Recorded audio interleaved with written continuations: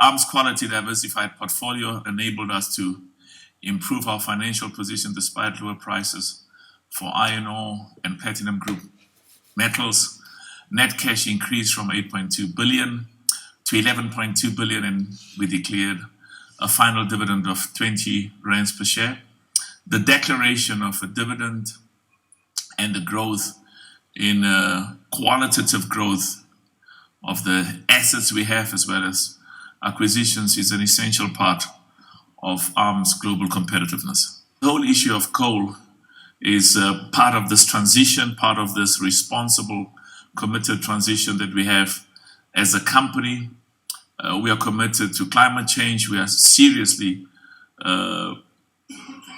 in line and believe in the challenges that faces our environment. We're part of the ICMM, which is the most outstanding organization of the largest mining companies in the world, with world-class commitments to the environment, to climate change, and we're very happy of the progress that's been made there. So the whole coal transition is part of a responsible and a really focused transition to clean energy, to conservation of the environment, to zero emissions, and to make the world a better place. Next one is from Martin Creamer from Mining Weekly.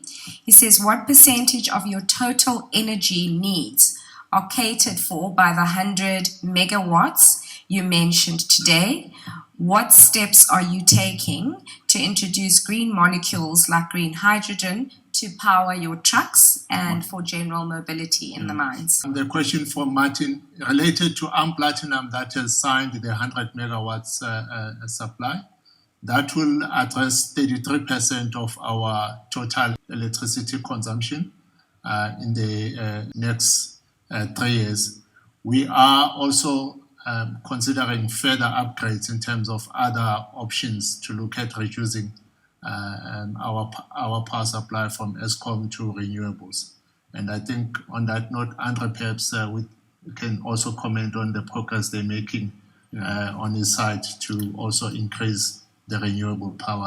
In our operations in the Northern Cape, we've well advanced with the feasibility study in terms of also supplying our mines with solar power.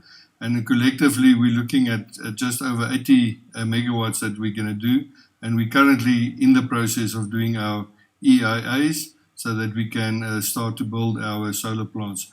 Ours will be slightly different. It will be what we call behind the meter installation, because currently the Eskom network, distribution network in the Northern Cape does not have capacity to yield power at the moment, but we're making very good progress in that regard. A big component, what we're also looking is to reduce our dependency on diesel.